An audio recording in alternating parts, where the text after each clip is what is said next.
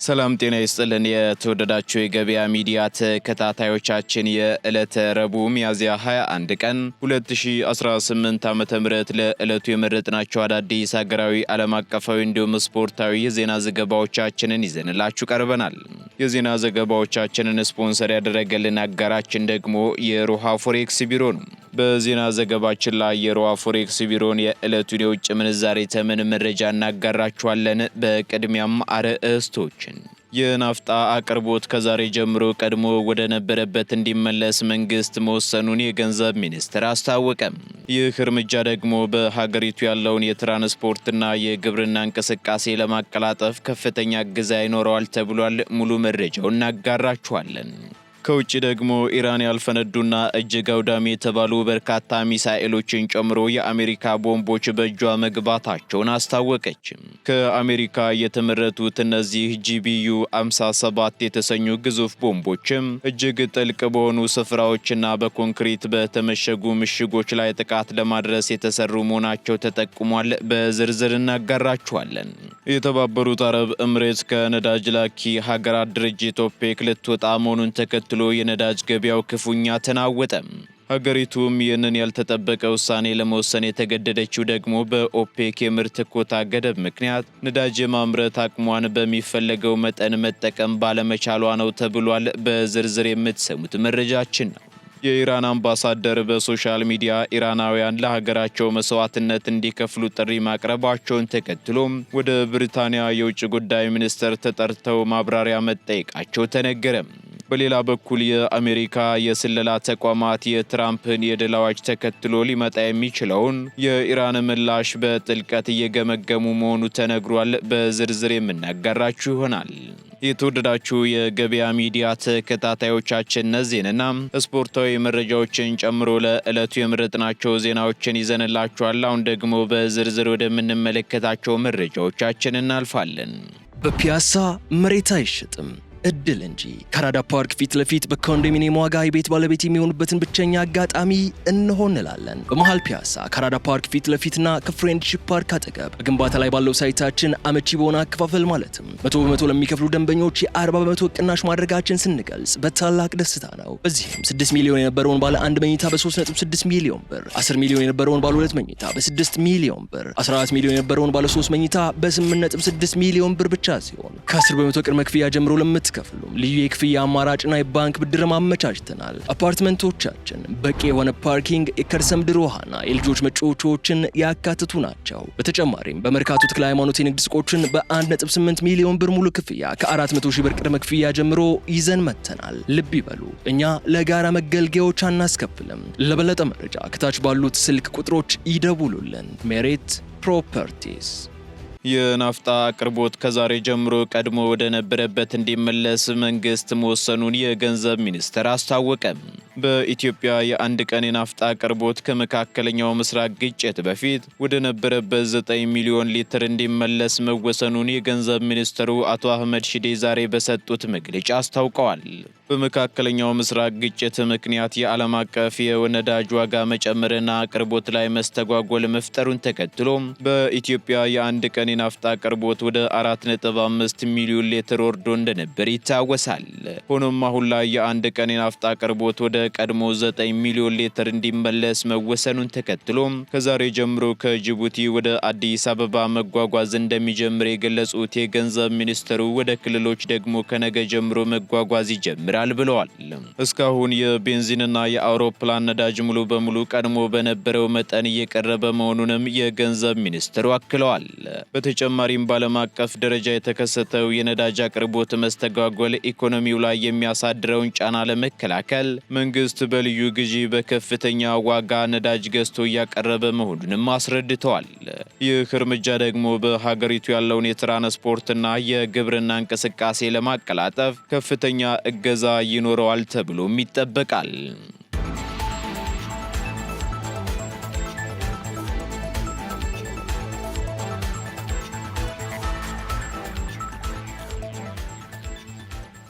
በሊቢያ የባህር ዳርቻ በደረሰ የጀልባ መገልበጥ አደጋ ኢትዮጵያውያንን ጨምሮ የ38 ሰዎች ሕይወት አለፈ። በሊቢያ የባህር ዳርቻ ላይ ስደተኞችን አሳፍራ ስትጓዝ የነበረች ጀልባ በመገልበጧ ምክንያት ኢትዮጵያውያን፣ ግብፃውያንና ሱዳናውያን ዜጎችን ጨምሮ የ38 ሰዎች ሕይወት መቀጠፉ ተገልጿል። የሊቢያ የባህር ጠረፍ ጠባቂዎችና የነፍስ አድን ቡድኖች እንደገለጹት አደጋው የደረሰው ስደተኞቹ በሜዲትራኒያን ባህር በኩል ወደ አውሮፓ ለመሻገር ጥረት በማድረግ ላይ በነበሩበት ወቅት ነው ብለዋል። በዚህም እስካሁን በተደረገው የፍለጋ ስራ የ38 ሰዎች አስከሬን መገኘቱ የተረጋገጠ ሲሆን የሟቾቹ ቁጥር ግን ከዚህም በላይ ሊጨምር እንደሚችል ተሰግቷል። እንደ ባለስልጣናቱ ገለጻ በአደጋው ሕይወታቸውን ካጡት መካከል አብዛኞቹ የኢትዮጵያ፣ የግብፅና የሱዳን ዜጎች መሆናቸውን ተለይተዋልም ብለዋል።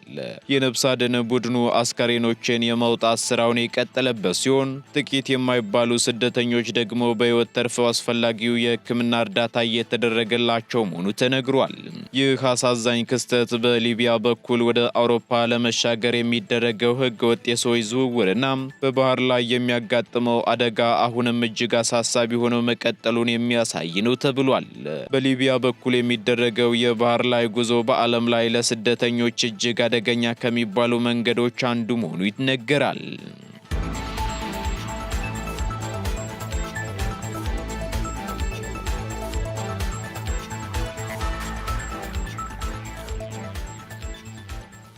ወደ ባህር ማዶ መረጃዎቻችን ስንሸጋገር ኢራን ያልፈነዱና እጅግ አውዳሚ የተባሉ በርካታ ሚሳኤሎችን ጨምሮ የአሜሪካ ቦምቦች በእጇ መግባታቸውን አስታወቀች። ኢራን በቅርቡ በነበረው ወታደራዊ ግጭት ወቅት አሜሪካ ተኩሳቸው ሳይፈነዱ የቀሩ 15 ሚሳኤሎችንና ቦምቦችን ማርካ መውሰዷን ይፋ አድርጋለች። በተጨማሪም የኢራን እስላማዊ አብዮታዊ ዘብ በሰሜናዊ ኢራን ግዛት ውስጥ ሳይፈነዱ የተገኙ 3 የአሜሪካ ሰርጎ ገብ ወይንም ባንከር በስተር ቦምቦችን ማውደሙን ገልጿል። የክፍለ ጦሩ የህዝብ ግንኙነት ቢሮ ባወጣው መግለጫ እንዳመላከተው ደግሞ ቦምቦቹ የተገኙት በሰሜናዊቷ ዛንጃን ግዛት ውስጥ መሆኑን አስታውቋል። ከነዚህም መካከል ደግሞ እስከ 60 ሜትር ጥልቀት ድረስ ዘልቆ የመግባት አቅም ያለው ጂቢዩ 57 የተሰኘው ዘመናዊው የጥቃት ቦምብ ወይንም ባንከር ባስተር እንደሚገኝበት ተነግሯል።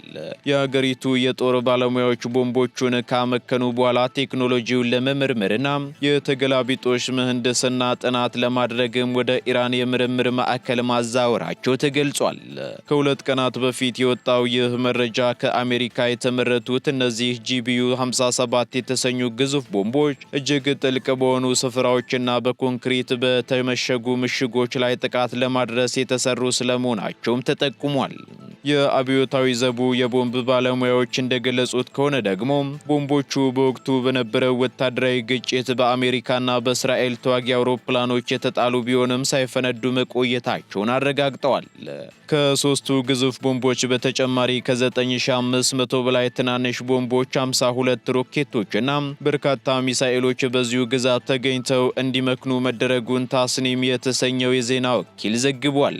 ይህ ክስተት ደግሞ በኢራንና በአሜሪካ መካከል ያለውን ወታደራዊ ውጥረት ይበልጥ ሊያባብሰው እንደሚችልም ተገምቷል።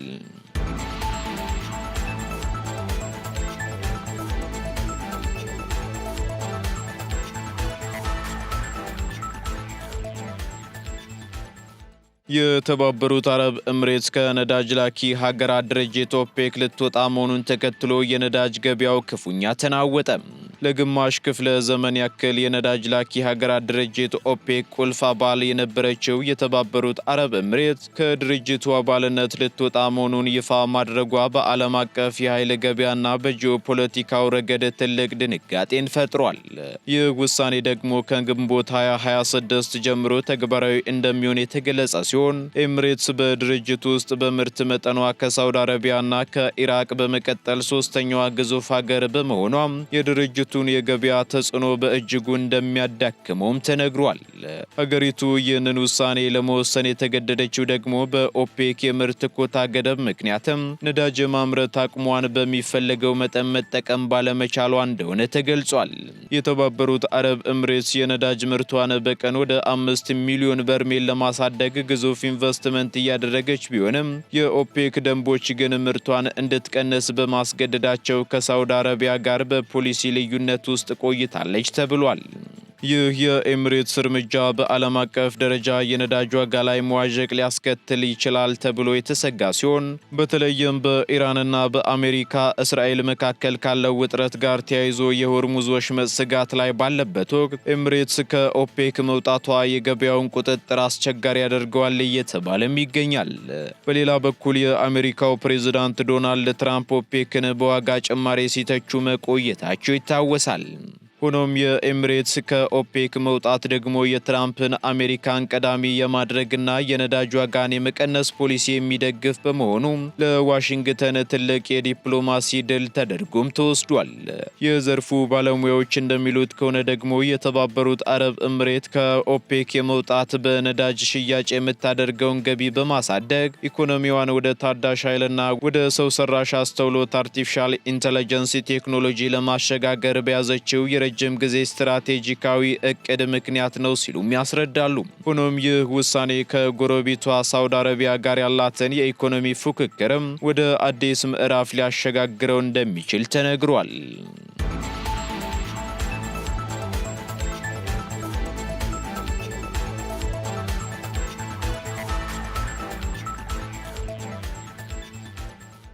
የኢራኑ አምባሳደር በሶሻል ሚዲያ ኢራናውያን ለሀገራቸው መስዋዕትነት እንዲከፍሉ ጥሪ ማቅረባቸውን ተከትሎ ወደ ብሪታንያ የውጭ ጉዳይ ሚኒስቴር ተጠሩ። የብሪታንያ የውጭ ጉዳይ ሚኒስቴር በለንደን የሚገኙትን የኢራን አምባሳደር በማህበራዊ ሚዲያ ባስተላለፉት መልእክት ምክንያት ጠርቶ ማብራሪያ መጠየቁ ተሰምቷል። የብሪታንያ መንግስት የኢራን ኤምባሲ በቴሌግራም ገጹ ላይ ያስተላለፈው መልእክት ተቀባይነት የሌለውና አመፅን የሚያነሳሳ ነው በሚል በጽኑ መኮንኑንም ዘ ኢንዲፔንደንት ዘግቧል። በዚህም ደግሞ በለንደን የኢራን አምባሳደር የሆኑት ሰይድ አሊ ሙሳቪ ወደ ሚኒስቴር መስሪያ ቤቱ ተጠርተው የብሪታንያን ተቃውሞ እንዲቀበሉ ተደርጓልም ተብሏል። ኤምባሲው ባስተላለፈው መልእክትም በብሪታንያ የሚኖሩ ኢራናውያን ለሀገራቸው መስዋዕትነት እንዲከፍሉ ጥሪ ማቅረቡ የተገለጸ ሲሆን ይህ ደግሞ በወቅታዊው የመካከለኛው ምስራቅ የጸጥታ ሁኔታ ላይ ተጨማሪ ስጋት የሚፈጥር መሆኑ ተመላክቷል። የመካከለኛው ምስራቅ ጉዳዮች ሚኒስትር ሃሚሽ ፋልኮነር የኢራን ኤምባሲ በብሪታንያ ምድር ላይ ሁከትን የሚቀሰቅሱ ተግባራትን በአስቸኳይ እንዲያቆም አሳስበዋል። ሚኒስትሩ አክለውም የብሪታንያ መንግስት የሀገሪቱን ሰላምና ደህንነት አደጋ ላይ የሚጥሉ ማናቸውም የውጭ ሀገራት ጣልቃ ገብነቶች እንደማይታገስና የኢራንን አፍራሽ እንቅስቃሴዎችም ለመክታት አስፈላጊውን እርምጃ እንደሚወስድ በድጋሚ አረጋግጠዋል። ይህ ዲፕሎማሲያዊ እርምጃ የተወሰደው ደግሞ በኢራንና በምዕራባውያን ሀገራት መካከል ያለው ግንኙነት በከፍተኛ ውጥረት ውስጥ ባለበት ወቅት መሆኑ ጉዳዩን ይበልጥ አሳሳቢ አድርጎታል።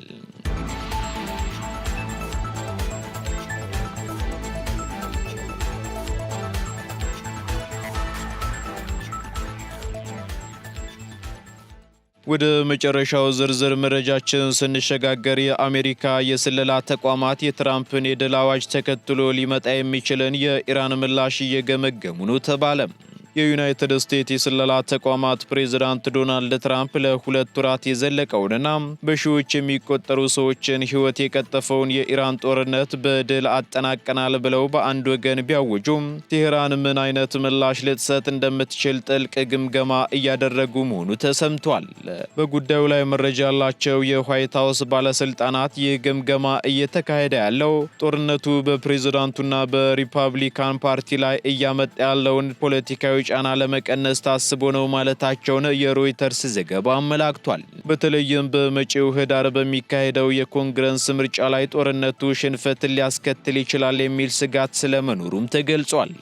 እንደ የስለላ ተቋማቱ ግምገማ ደግሞ ትራምፕ ድል አውጀው የአሜሪካ ጦርን ከአካባቢው ማስወጣት ከጀመሩ ኢራን ሁኔታውን እንደ ትልቅ ድል ልትቆጥረው ትችላለች ሲሉም አስታውቀዋል።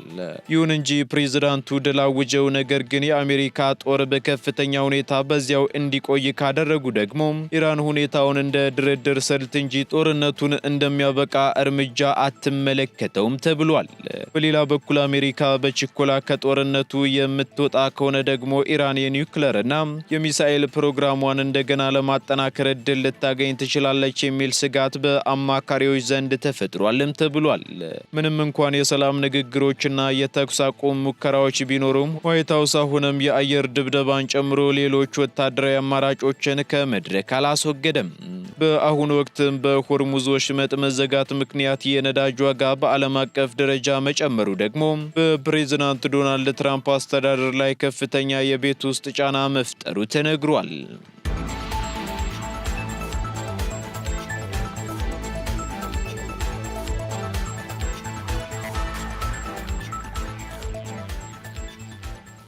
ቀጥለናል። የተወደዳችሁ የገበያ ሚዲያ ተከታታዮቻችን ወደ ስፖርታዊ መረጃዎቻችን ስንሸጋገር ከኢትዮጵያ ዋንጫ ጨዋታዎች መልስ ዛሬ የሚጀምረው 29ኛ ሳምንት የፕሪሚየር ሊግ መርሃ ግብርንና በሞሮኮ ሊካሄድ የተወሰነውን 77ኛው የፊፋ ጠቅላላ ጉባኤን ጨምሮ የትናንቱ እጅግ አዝናኝ የሆነው የአውሮፓ ሻምፒየንስ ሊግ ጨዋታ እንዲሁም የዕለቱን ተጠባቂ መርሃ ግብሮች በማካተት ሌሎች ስፖርታዊ መረጃዎችን መኮንን አልማዋዘ ጋይቷቸዋል። ተከታትለን እንመለስ። አመሰግናለሁ መላኩ። እንደምንውላችኋል ውድ የገበያ ሚዲያ ቤተሰቦቻችን፣ እነሆ የሰዓቱን ስፖርታዊ ዜናዎች ይዤላችሁ ቀርብ ያለው አብራችሁን ቆዩ። 29ኛው ሳምንት የሲቢ ኢትዮጵያ ፕሪሚየር ሊግ ዛሬ በሚደረጉ 4 ጨዋታዎች ይጀምራል። ኢትዮጵያ መድን ከሐዋሳ ከተማ ቀን 7 ሰዓት፣ ሸገር ከተማ ከወላይታ ዲቻ ደግሞ 10 ሰዓት ላይ በአዲስ አበባ ስቴዲየም ጨዋታቸውን የሚያደርጉ ሲሆን በአዳማ ሳይንስና ቴክኖሎጂ ስቴዲየም ደግሞ ኢትዮ ኤሌክትሪክ ከመቻል 9 ሰዓት ላይ፣ አዳማ ከተማ ከድሬዳዋ ከተማ 12 ሰዓት ላይ ይጫወታሉ። 77ኛው የፊፋ ጠቅላላ ጉባኤ በአፍሪካ ምድር ሞሮኮ ላይ ይከናወናል። የዓለም የእግር ኳስ የበላይ አካል የሆነው ፊፋ 76ኛውን ጠቅላላ ጉባኤ ካናዳ ላይ እያካሄደ እንደሚገኝ ይታወቃል። ከወዲሁ በጉጉት የሚጠበቀውና 77ኛው ኮንግረስ ደግሞ አፍሪካ ላይ እንዲከናወን መወሰኑ ተሰምቷል። አህጉራዊና ዓለም አቀፋዊ መድረኮችን እያስተናገደች የምትገኘው ሞሮኮ ይህ ታላቅ ስፖርታዊ ሁነት ሀገሪቷ በዓለም አቀፍ የስፖርት መድረክ እያሳየች ያለችውን ጠንካራ ተሰሚነትና ዝግጁነት የሚያሳይ እንደሆነ ተገልጿል።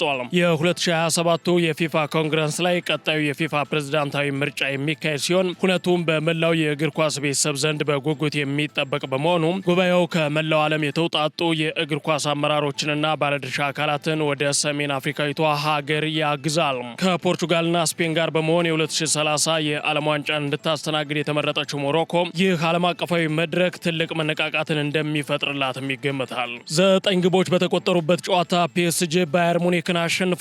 በአውሮፓ ሻምፒዮንስ ሊግ ግማሽ ፍጻሜ የመጀመሪያ ዙር ተጠባቂ ጨዋታ ፒኤስጂ ባየር ሙኒክን አስተናግዶ 5-4 በሆነ ውጤት አሸንፏል። በዚህም በአውሮፓ ሻምፒዮንስ ሊግ ታሪክ ለመጀመሪያ ጊዜ በአንድ የግማሽ ፍጻሜ ጨዋታ 9 ጎሎች ተቆጥረዋል። የፒኤስጂን የድል ግቦች የጨዋታው ኮከብ ተብሎ የተመረጠው ኦስማን ዴምቤሌ 2 ግቦችን፣ ክቫራትስኬሊያ በተመሳሳይ 2 ግቦችንና ጆዋን ኔቬስ ቀሪዋን ግብ ሲያስቆጥሩ ለባየር ሙኒክ ግቦችን ሃሪኬን፣ ሉዊስ ዲያዝ፣ ኦሊሴና አፕሜካኖ ከመረብ አሳርፈዋል። ሃሪኬን፣ ሉዊስ ዲያዝ እና ኦሊሴ በጋራ በዚህ ውድድር ዘመን 100 ጎሎቹን ለባየር ሙኒክ ማስቆጠር ችለዋል። ይህንንም ተከትሎ ከባርሴሎናና ሪያል ማድሪድ ውጭ በሆነ ክለብ እየተጫወቱ ማሳካት የቻሉ የመጀመሪያው ሶስትዮሽ ጥምረት ያደርጋቸዋል። የፒኤስጂ አሰልጣኝ ሉዊስ ኤንሪኬ በቻምፒዮንስ ሊግ ታሪክ በፍጥነት 50 ጨዋታዎችን በማሸነፍ የመጀመሪያው አሰልጣኝ ሆነዋል። ፒኤስጂ ባለፉት 10 የአውሮፓ ቻምፒዮንስ ሊግ ጥሎ ማለፍ ጨዋታዎች 9ኙን ሲያሸንፉ በአንዱ አቻ ወጥተዋል። በተጨማሪም ፒኤስጂ የባየር ሙኒክን የ19 ተከታታይ ጨዋታዎች ያለመሸነፍ ጉዞ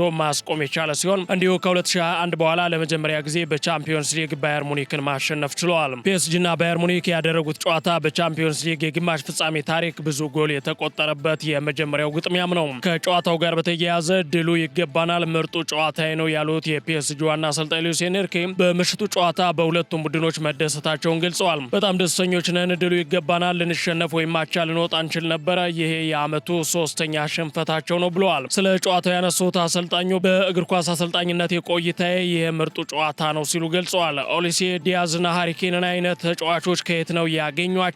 የፈጣሪ ያለ ሲሉም ሉዊስ ኤንሪኬ አድናቆታቸውን ችረዋል። አክለውም ዛሬ ለምን የወቅቱ የአውሮፓ ሻምፒዮንስ ሊግ አሸናፊ እንደሆንን አስመስክረናል ብለዋል። በመልሱ ጨዋታ መሞት ካለብን እንሞታለን ያሉት የባየር ሙኒክ ዋና አሰልጣኝ ቪኒሲየስ ኮምፓኒ በበኩላቸው በመልሱ ጨዋታ ያላቸውን ሁሉ ለመስጠት ወደ ሜዳ እንደሚገቡ ገልጸዋል። በሜዳችን እንጠብቃቸዋለን ሲሉ የዛቱት ካምፓኒ ያለንን ሁሉ እንሰጣለን፣ አስፈላጊ ከሆነ ሜዳ ላይ እንሞታለን ብለዋል። ጨዋታውን አጥብቀው እንደሚፈልጉት የገለጹት አሰልጣኙ አሊያንዝ አሬና ላይ ሊፈጠር የሚችል ነገር ይኖራል፣ ድባቡ የተለየ ነው ሲሉም ገልጸዋል። የግማሽ ፍጻሜ መልስ ጨዋታው በሚቀጥለው ሳምንት ረቡዕ በሙኒክ አሊያንዝ አሬና ላይ የሚደረግ ይሆናል። ሌላኛው የአውሮፓ ሻምፒዮንስ ሊግ የግማሽ ፍጻሜ የመጀመሪያ ዙር ጨዋታ ዛሬ ምሽት ቀጥሎ ይደረጋል። ምሽት 4 ሰዓት ላይ አትሌቲኮ ማድሪድ በሜዳው ሪያድ ኤር ሜትሮፖሊታኖ ስቴዲየም የእንግሊዙን ክለብ አርሰናልን ያስተናግዳል። ሁለቱ ክለቦች በታሪካቸው የአውሮፓ ሻምፒዮንስ ሊግ ዋንጫን ማሳካት ያልቻሉ ሲሆን አትሌቲኮ ማድሪድ ለ4ኛ ጊዜ፣ አርሰናል ደግሞ ለ5ኛ ጊዜ ወደ ፍጻሜ ለማለፍ የሚያደርጉት ተጠባቂ ፍልሚያ ነው። በአሰልጣኝ ዲያጎ ሲሞኔ የሚመራው አትሌቲኮ ማድሪድ በሩብ ፍጻሜው ባርሴሎናን በድምር ውጤት በማሸነፍ ለግማሽ ፍጻሜ መብቃቱ ይታወቃል። ግማሽ ፍጻሜው ውስጥ ከሚገኙ ቡድኖች መካከል በኦፕታ ኮምፒውተር ቅድመ ትንበያ መሰረት ለዋንጫው ዝቅተኛ ግምት ያገኘው የዲያጎ ሲሞኔው ክለብ አትሌቲኮ ማድሪድ ወደ ፍጻሜ ለማለፍ ከመድፈኞቹ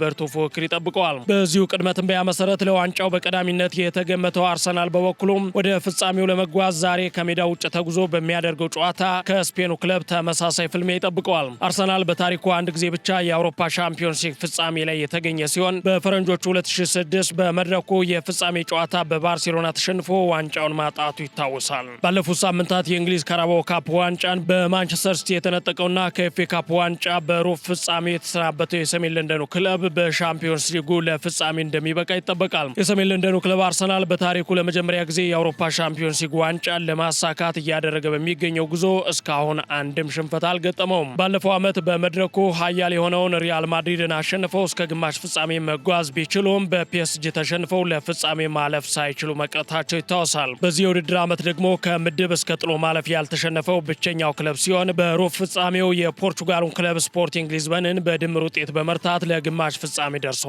አትሌቲኮና አርሰናል እርስ በርስ ካደረጓቸው ያለፉት 5 ጨዋታዎች አርሰናል 2 ጊዜ ሲያሸንፍ አትሌቲኮ ማድሪድ በአንዱ ድል አድርጎ በቀሪ 2 ጨዋታዎች ደግሞ አቻ ተለያይተዋል። ቡድኖቹ በዚህ የውድድር ዓመት በአውሮፓ ሻምፒዮንስ ሊግ መድረክ በሊግ ቅርጽ በተደረገ ጨዋታ ተገናኝተው አርሰናል 4-0 ማሸነፉ ይታወሳል። በምሽቱ ጨዋታ የሰሜን ለንደኑ ክለብ አርሰናል የተጫዋቾቹን ግልጋሎት ያገኛል። በጨዋታው ማርቲን ኦዴጋርድ፣ ኢዜና ሪካርዶ ካላፊዮሪ ዝግጁ መሆናቸውን አሰልጣኝ ሚካኤል አርቴታ አሳውቀዋል። በሌላ በኩል ካይ ሃቨርትዝና ጁሪየን ቲምበር ከጨዋታ ውጭ መሆናቸው ተገልጿል። በአትሌቲኮ ማድሪድ በኩልም ክለቡ ወሳኝ ተጫዋቹን ማጣቱ ታውቋል። የአትሌቲኮ ማድሪዱ የኋላ መስመር ተሰላፊ ኒኮ ጎንዛሌዝ ልምምድ ላይ የጡንቻ ጉዳት አጋጥሞታል። በዚህ ምክንያት ተጫዋቹ ለተወሰኑ ሳምንታት ከሜዳ እንደሚርቅ ተገልጿል። በሪያድ ኤር ሜትሮፖሊታኖ ስቴዲየም ምሽት 4 ሰዓት ላይ መደረግ የሚጀምረውን ጨዋታ የ43 ዓመቱን የዘርላንዳዊ ዳኛ ዳኒ ማኬሊ በመሃል ዳኝነት የሚመሩት ይሆናል። ሆኖም ሌሊቱን በተሰማ ሰበር ዜና ግን የማድሪድ ከተማ የሜትሮሎጂ ትንበያ ተቋማት በዛሬው ዕለት በአካባቢው ከባድ አውሎ ንፋስ ሊከሰት እንደሚችል የገለጸ ሲሆን ምናልባትም በአየር ንብረቱ ምክንያት ጨዋታው የመደረጉ ጉዳይ ላይ ትልቅ ስጋት ስለመደቀኑ ዴይሊ ሜል ዘግቧል። መላኩ ለሰዓቱ ያስኳቸውን ስፖርታዊ ዜናዎች በዚሁ ቋጫለሁ። አመሰግናለሁ።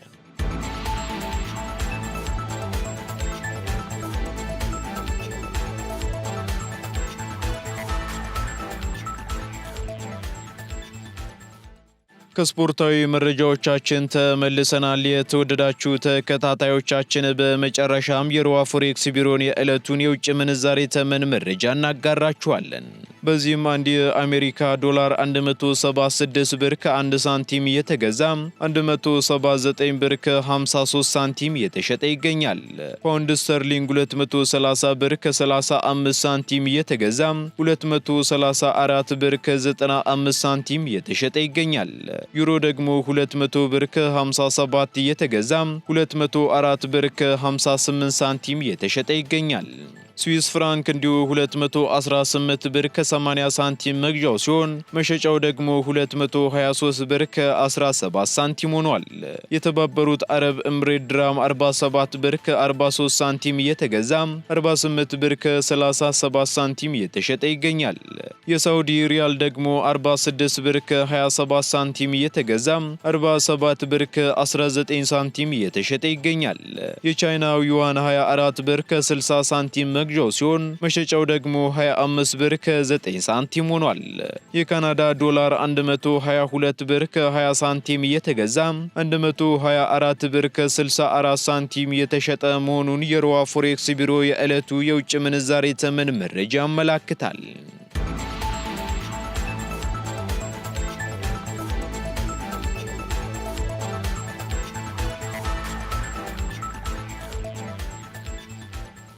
የተወደዳችሁ የገበያ ሚዲያ ተከታታዮቻችን ለዕለቱ የመረጥናቸው ዜናዎቻችን እነዚህን ይመስሉ ነበር።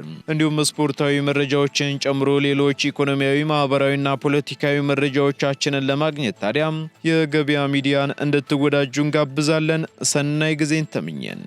በፒያሳ መሬት አይሸጥም፣ እድል እንጂ ከአራዳ ፓርክ ፊት ለፊት በኮንዶሚኒየም ዋጋ የቤት ባለቤት የሚሆኑበትን ብቸኛ አጋጣሚ እንሆ እንላለን። በመሃል ፒያሳ ከአራዳ ፓርክ ፊት ለፊትና ከፍሬንድሺፕ ፓርክ አጠገብ በግንባታ ላይ ባለው ሳይታችን አመቺ በሆነ አከፋፈል ማለትም 100% ለሚከፍሉ ደንበኞች የ40% ቅናሽ ማድረጋችን ስንገልጽ በታላቅ ደስታ ነው። በዚህም 6 ሚሊዮን የነበረውን ባለ 1 መኝታ በ3.6 ሚሊዮን ብር፣ 10 ሚሊዮን የነበረውን ባለ 2 መኝታ በ6 ሚሊዮን ብር፣ 14 ሚሊዮን የነበረውን ባለ 3 መኝታ በ8.6 ሚሊዮን ብር ብቻ ሲሆን ከ10% ቅድመ ክፍያ ጀምሮ ለምትከፍሉም ልዩ የክፍያ አማራጭና የባንክ ብድር ማመቻችተናል። አፓርትመንቶቻችን በቂ የሆነ ፓርኪንግ፣ የከርሰ ምድር ውሃና የልጆች መጫወቻዎችን ያካትቱ ናቸው። በተጨማሪም በመርካቶ ተክለ ሃይማኖት የንግድ ሱቆችን በ1.8 ሚሊዮን ብር ሙሉ ክፍያ ከ400 ሺህ ብር ቅድመ ክፍያ ጀምሮ ይዘን መተናል። ልብ ይበሉ፣ እኛ ለጋራ መገልገያዎች አናስከፍልም። ለበለጠ መረጃ ከታች ባሉት ስልክ ቁጥሮች ይደውሉልን። ሜሪት ፕሮፐርቲስ